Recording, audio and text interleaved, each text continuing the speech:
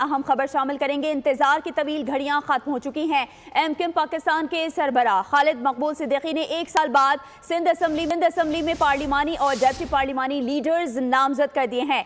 MP Iftikhar आलम पार्लिमानी leader नामजद कर दिए गए हैं, जबकि MP ताहा अहमद डेप्टी पार्लिमानी लीडर नामजद किए गए हैं।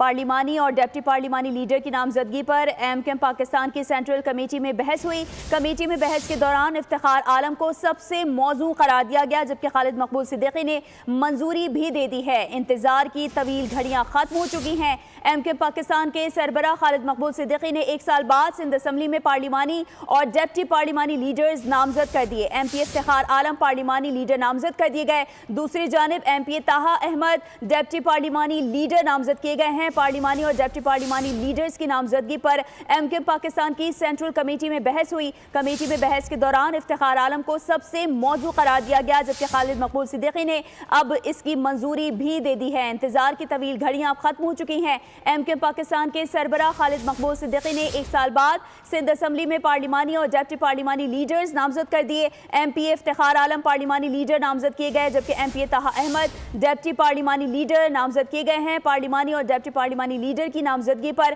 एमक्यूएम पाकिस्तान की सेंट्रल कमेटी में बहस हुई। कमेटी में बहस के दौरान इफ्तिखार आलम को सबसे मौजू करार दिया गया।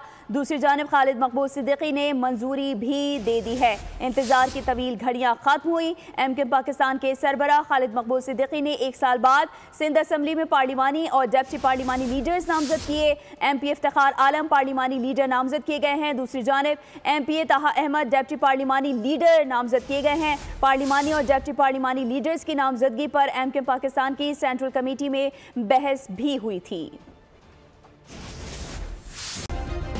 सब्सक्राइब करें और बेल दबाएं ताकि कोई खबर रह न जाए।